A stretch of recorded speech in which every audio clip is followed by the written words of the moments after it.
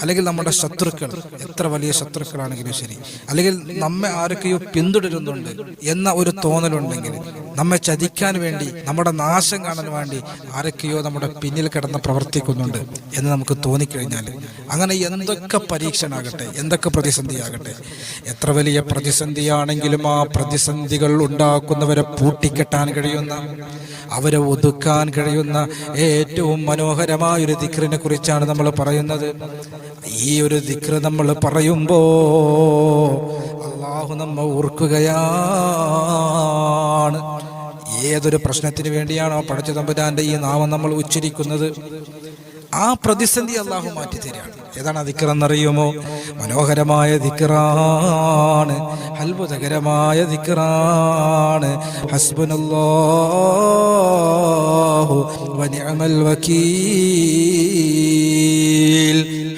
അല്ലെങ്കിൽ നമ്മുടെ